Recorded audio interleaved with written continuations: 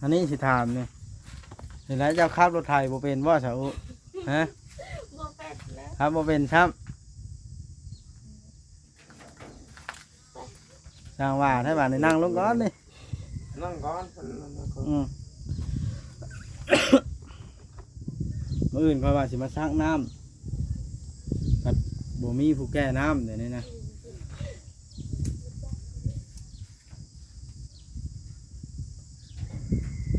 เฮ็ดจังได๋บาดน่ะเจ้าขับรถไถบ่เป็นเนาะ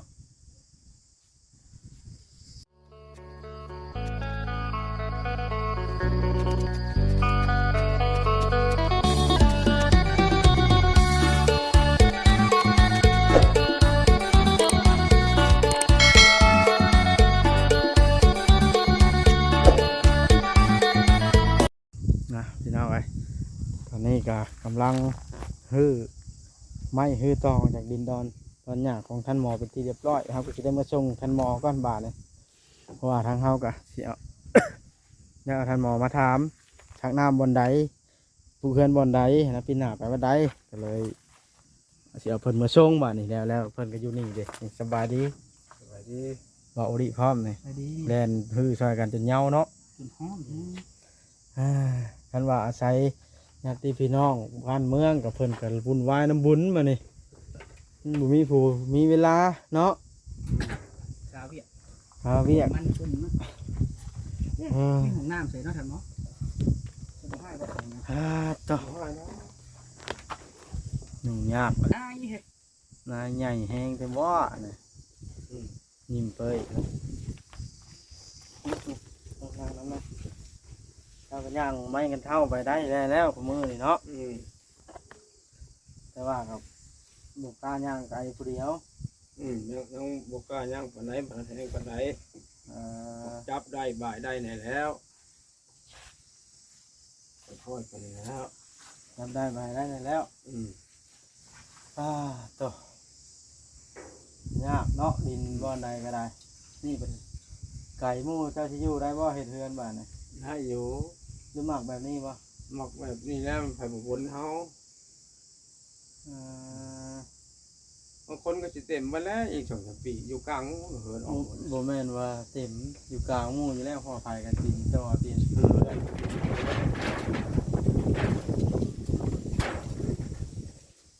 เนาะข้อยบอกทางแต่ว่านี่ว่าสิเอาดินมาเจาะน้ำมานี่มาเบิ่งมันผัดบ่ทันแล้วเนาะเลื่อนไปก่อนสิมาอื่น เอาบุญแน่2-3 มื้อนี่บ่บุญ ทางกับทางญาติพี่น้องเจ้านี่มีบ่ บ่มีอยู่เนาะเขาบ่ให้เขาก็ขังน้ำเขาเป็นบุญนี่ทำ โอ้ยเนาะว่าจะยากนะเนาะเจ้าก็อาศัยผู้สิมาเต้นมาแล่นผู้เป็นรักเป็นแรงกับบ่มีเดี๋ยวนี้เนาะนอกจากค่อยนี่ บ่มี เราต้องอาศัยค่อยไปอย่างเดียวบ่เลยนี่นะจ้ะ ปวดหัวเลยคอยกระเจียทางไม่ใช่เนาะบัดมาชักน้ำชักน้ำอื่นนี่เจ้า เจ้ากับบุฟเฟ่ที่ลื่นภายน้องพอดได้ยืมทางเขาก็ได้ ยืนเขาบ่ให้เขาขังน้ำเขาขังทางน้อยทางนี้ทางน้อยๆนะทางบ่ใหญ่บ่มีทางใหญ่ทางน้อย ผลลุกบ่ได้ไปบ่เป็นนี่กันสิไปเต้นไปแล่นกันเองก็ได้ สิไปเองยังไปบ่ได้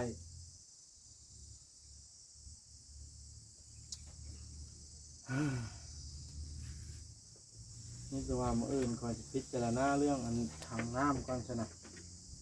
สิเฮ็ดจังไดก็ได้ เลาะทาง เอาดิสิไปสำรวจทางเตรียมแก้น้ำบ่ แก้บ่ทันเขา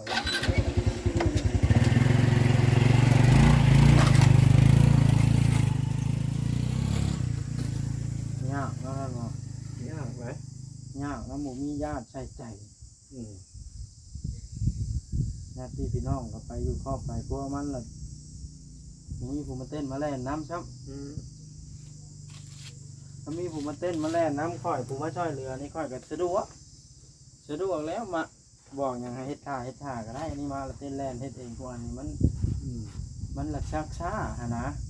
อืมแต่มีอย่างนี้เพราะว่านั่นแหละเขาก็ไปหาอยู่หากินลูกเต้าเขาไป แบบว่า คั คั น นมีหยังสะดวกแบบว่าไอ้อำนวยความสะดวกมีหยังขาดเหลือบ่พอหยังเราต้องการเราบอกเด้อก็สิง่ายอยู่ข่อยก็เนาะ อืม อันนี้ข่อยจักสิแล่นไปยืมอยู่ที่ใดบ้านข่อยไปอยู่พวกอันนี้บ้านเจ้าอันนี้นะ อืม นี่ข่อยซื้อถังเองแก้น้ำเองแล้วมื้ออื่นนี่ อืม มาว่าแล้วนะมันบ่จักได้เฮ็ดแล้วก็ได้แต่น้ำน่ะสิเว้าน้ำหลานเจ้านี้เอ้ยแขงนี้ อืม ขอน้ำเขาเสียค่าน้ำค่าไฟให้เพิ่นเนาะ อืม ซ้ำแล้วซ้ำทั่วอันจอน้ อืม ำอันจอแล้วเรื่องน้ำก่อยปอกก่อยปูนน่ะบ่มีปัญหาดอกขอยยกเอาก็ได้บัดนี้ อืม เนาะ อืม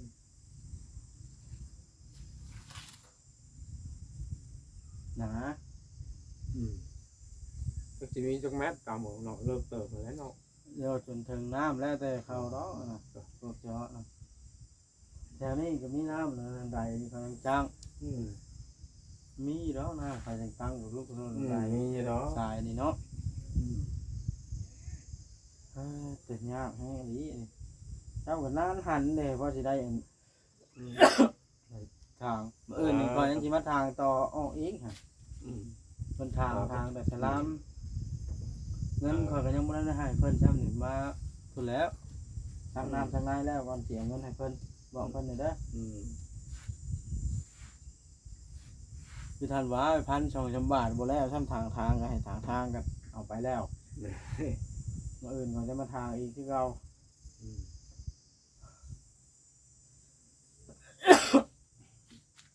พี่น้องวันนี้ใครมีมัน อืม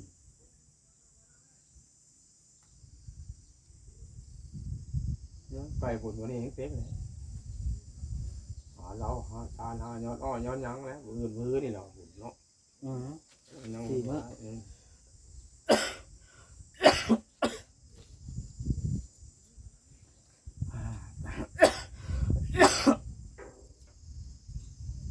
แล้วเรื่องน้ำเรื่องในนี่ก็ง่ายดอกบาดนี่เพราะว่าเรื่องเฮ็ดอันนั้นอันนี้นะเครื่องอุปกรณ์น่ะขึ้นอยู่กับมือสร้างเองเนาะ อืม เพราะว่านี่น้ำสร้างเขามาสร้างน้ำนี่เขาให้เขารับผิดชอบน้ำเลยเจ้าของสร้างค่าได้บุญได้เนาะ อืมเขาจะบุญแล้วเขาเนี่ยเขาจะบุญวันไหนเอาหน้ามาเท่านั้นเขาเนาะ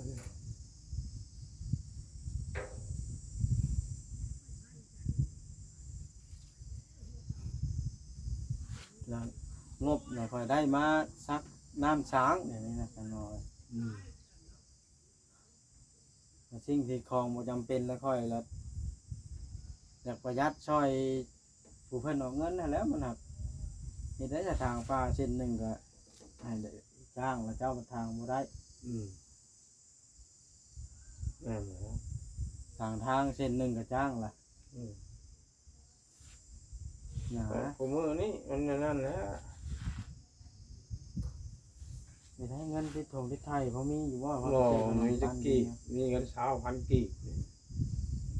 ให้ลูก15,000 กีบเมื่อวานนี่เบิด เวลาข่อยเอาเงินใส่ถุงให้เจ้านะเจ้าพยายามประหยัดใช้จ่ายสิ่งที่จำเป็นที่สุดเด้อ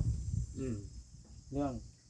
ขนมปอกขนมปั้นเอาซื้อมาแล้วซื้อกินเจ้านะ อืม เดี๋ยวท่านว่า อืม หมูเฮ็ดได้เฮ็ดแบบว่าเป็นไปชื่อจะสะทราย บ่ อะไร บ่ กูขึ้นพอมีนำขึ้นแบบนั้นบ่ได้ค่อยกับเข้ามาถ่ายเจ้ากูมือนี่ในฐานะคนช่วยเหลือคนนักแพงกันนะ อืม ท่านหมอ เมื่อก็มะม่วงน้อยก็เมื่อละครึ่งน้อยกินหลายครับ 50,000นี่จะมาซื้อขนมกินเด้อ เลย เวลารถพุ่มพวงมาหรือว่าแนวเจ้าอยาก อืมเขากำเขานั่นไปกิน อ่า นั่นไป เจ้าอ กิน ยาก นั่น เอาซื้อกินให้เจ้าอิ่มท้องนะ อืม แล้วเจ้าสิใช้ไว้นะ เพ ซื้อเอาก็ได้เนาะ ตรงเสื้อบ่ได้ใส่ตัวมีถุง โอ้ยส่งจับเอาก็ได้พอสิเน็ตไปว่าส่ง ได้ได้ เมื่อฮอดแล้วเจ้าจะเอาใส่ถุงพายเจ้า ได้เหมือนกันเป็นยังคือเอาก็ได้เฮ้ยดอกขบวนใหญ่หลาย นั่นได้นั่นค่อยเขามาแล่นเฮ็ดเทือนให้นี่ก็ค่อย ไปซื้อมะม่วงกินกับข้าวนี่เนาะ ค่อยสิถามเจ้าสังเกตมันก่อนค่อยเมื่อยบ่จะว่าน่ะแล่น เมื่อยเลยเขาก็เมื่อยเลยแลนำอยู่ปับเมืองเทิงแดดทั้งอย่างเพราะว่าเมื่อยเลยก็เดี๋ยวแลน เต้นเฮ็ดเต้นแล่นเฮ็ดอันเพื่อนเฮ็ดชานบ่แม่นง่ายเด้อเนาะเครื่องของตัวเองบ่มีจักอันแบบนี้ บ่มีอย่าง เนาะง่ายๆเฮ็ดใช่เจ้าอยู่ผู้เดียว อยู่คนเดียวเนี่ย ไม่อาศัยไผบ่ได้ บ่ได้ใส่ไผ่ ทางมันมีทางเข้าไปในหน้าโรงเรียนได้เอาแล้วก็ไปเลี้ยวในหั่นนะตัวไปบ่เส้นนั่นนะ นี่เด้อทางแคบ ผ่านโรงเรียนเลยทางจากแตงอนพาไปนะจะเห็นว่า ๆทางเห็นนั่นได้ผ่านหน้าบ้านเขาได้ขอผ่านเขาแล้ว รถไปโลด ขอครับไปสามแล้วเพื่อนชื่อเนาะ เขาก็ไม่ได้ว่านั่นเราไปโลด คือเห็นคนเที่ยวเบางหลายๆ เดี๋ยวไปโลดว่าจะขอดอกเท้าแกยังไปเลย ทางอย่างให้อยู่นี่บ่ได้ทางเข้าอีหลีก็เป็นไม้เข้าบ่ได้ ต้องอันนั่นต้องเที่ยวหน้าโรงเรียนเนาะ เราเห็นเธอบุกส่งเนี่ย เที่ยวเส้นนั้น เธอบุกส่งออกจาก การบ่ทางเกี่ยวบ่ได้พกแห้ง นะฮะนะนี่ใช่ อยู่นี่แล้ว6เป็น6บ่ทันบ่เข้าทางเพิ่นบ่ได้เที่ยวทางรถไฟก็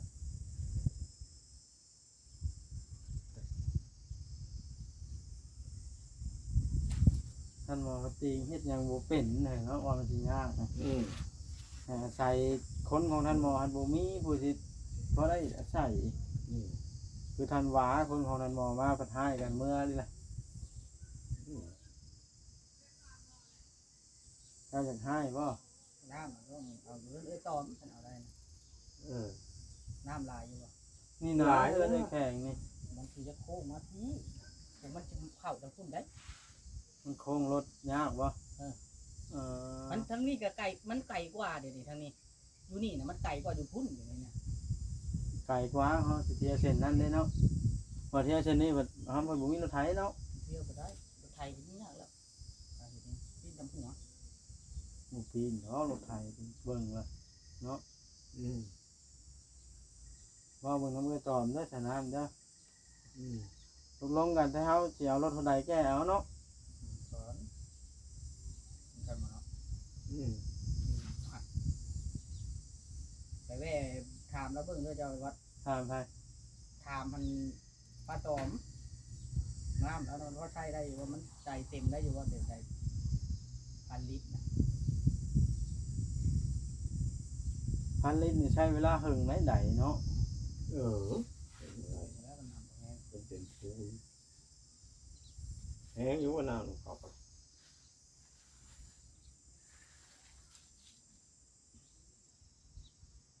ไม่ว่าไว้เจ้ากายเมื่อเราแว่ว่าเบิ้งมันได้บอกเขาบ่ได้ก็ว่าโทรหาไอ้แข็งว่าน้อยแข็ง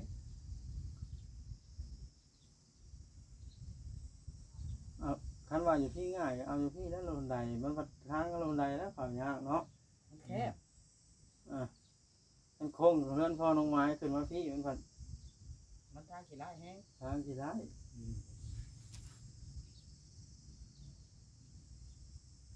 เอาพุ่นแล้วมันง่ายกว่าเนาะพุ่นหลังเขาเลย เขาหลังเขาสายมีเด้ ตายเด้ไป ดังนั้นเราเล่นไปหันเราบอกชาวอู้มาเอาท่านหมอในเด้อจ้ะนะไปก่อน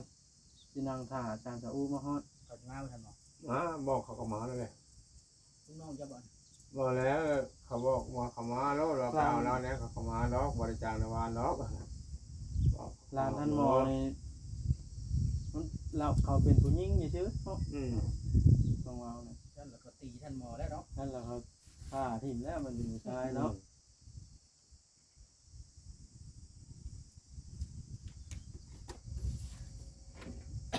มีแต่ว่านัดเข้ามารถเนาะพวกชักช่างนะ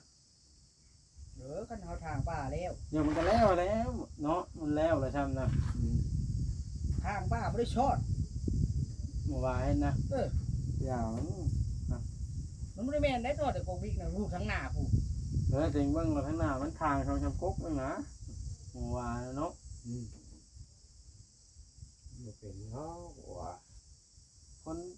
ชั้นกับโบอยูไปโลดแล้วเนาะคนอันแบบว่าโบเต็มร้อยอะนะเต็มร้อยอยู่ปะ มันบ่เต็มนะ หมอได้บ่ถึงร้อยนะครับ คือทานโมหรือว่าโบเต็มร้อยมาละให้ไปเข้า บ้านเฮ็ดเรือนนี่เจ้าน่ะต้องนอนอยู่นี่เด้ อยู่นี่แหละ นอนอยู่นี่ นอนฮ้อนเนี่ยนอน หมดแล้วว่าเป็นเวลา กังเว้นนานาเนาะผมดีอยู่นี่ฮะ หมดแล้วขึ้นไปอยู่ตู้มันไม่เอาเวลา มันอยู่พุ่นแล้วผมแล้วอยู่หั่นเนาะ บ้างเงินสร้างเงินเฮ็ดเจยแล้วเนาะ นี่คือ3-4วันก็เจ้าสิหันกว่านี้บ่หรืออะไรไหนเนาะ ทำนี่ก็ทำนี่เลยว่า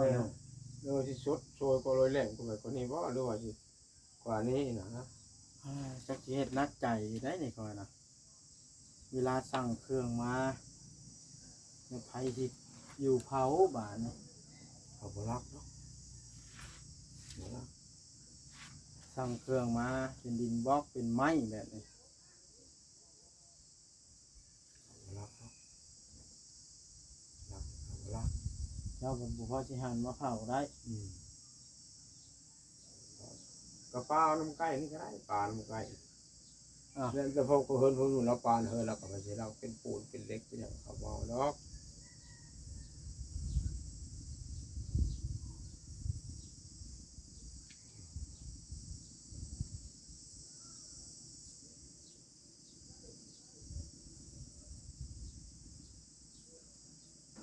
ต่อเนาะมันมา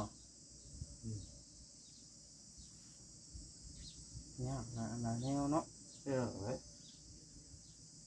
เขาก็เห็นก็ได้ไปนี่ ยากนะบ่มีผู้เต้นผู้แล่นคอยเต้นแล่นเพิ่นบ่แม่นบ้านคอยสิหายืมกระพงกระพุยก็ได้หนะตัวนี้ละคอยรักใจนะ มีเราก็ปุ้ยน้อยบางคนเขาจะใส่โอ่งน้อยไปมันแตกซ้ำตัวอย่างเขาไม่ได้ใส่บางวันน่ะโอ่งมันก็โอ่ง นี่หาจะอูมาแล้วเนาะ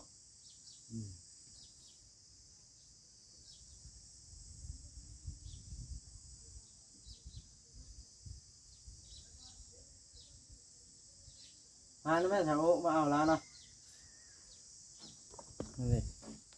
น้องน้ำมาแล้วพี่น้องมาแล้วไหม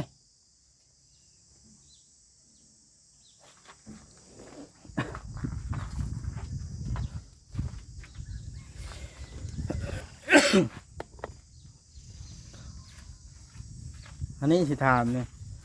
เห็นแล้วเจ้าขับรถไถบ่เป็นว่าเสาฮะ บ่เป็ดแล้ว ครับบ่เป็นครับสร้างว่าให้บ้านนี่นั่งลงก่อนนี่ นั่งก่อน มื้ออื่นค่อยว่าสิมาซักน้ำกับบ่มีผู้แก้น้ำเดี๋ยวนี้นะ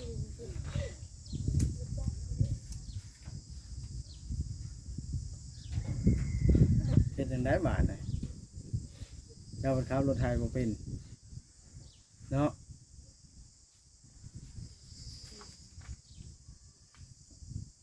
นะโอเคท่านน้องอุ๊พาท่านหมอเมื่อเลยไปแล้วย่างแล้วนะย่างดำลังแล้ว แล้วย่างดำลังแล้ว เดี๋ยวไม่เชื่อว่านั่นคนคนเดียวก็ได้ซื้อขนมกินก็ได้ซื้อ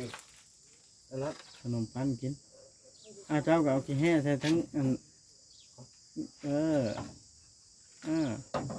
เป็ดมันล่างเหอะมันจะไข่เป็นเอ็นไข่ ก็กินอยู่ว่าเข่ากูมือนี่ กินอยู่ กินพยายามกินข้าวเด้อให้ตุ้ยให้ฟรีให้มีเหือมีแห้งเด้อ มันอยากจะขับว่าแล้ว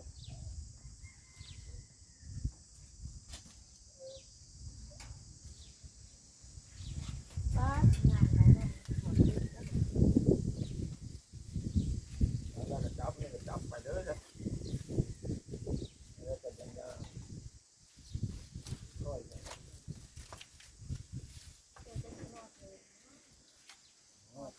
หายดอกบัวได้แดดปานใด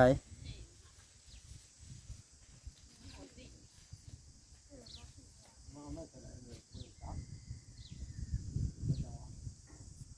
คุณจับมึงเอาไปผ่านมึงจับมึงย่างเลย มันจังไว้อันจังจักเอาลาม ไปเลยนะ ไอ้จักเอาลูกไอ้จักเขาเจ้าพันบ่เอาลาวอักกุศลการเขาเจ้าน้ำสา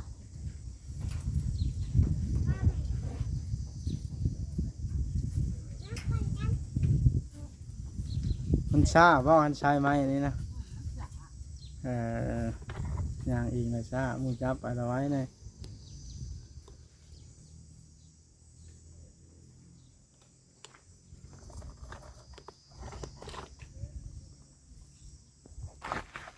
พี่น้องไอ้ก็ประมาณนี้แหละเนาะมาลงมือทานหมอแล้วยุ่งยากหลายแนวพี่น้องเพราะว่าหลานเพิ่นคือญาติพี่น้องเพิ่นเห็นแล้วมีแต่ผู้หญิงหลานเคยแล้วเพิ่นบ่สนใจนำผู้หญิงแหละแบบที่เห็นนี่แหละเพิ่นจะแล่นั่นอยู่มันทำผู้หญิง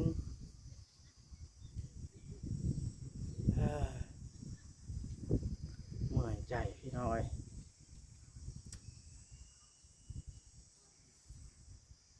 เรื่องน้ำเรื่องในก็นักใจอะไร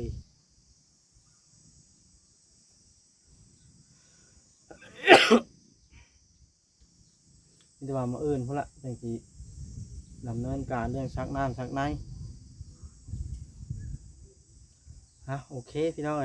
ก็สิจบคลิปลงเพียงเท่านี้ละคลิปนี้เนาะคลิปหน้าจะพบพ่อกันไหมหรือว่ามาอื่นเนาะโอเคสบายดีเด้อบ๊ายบาย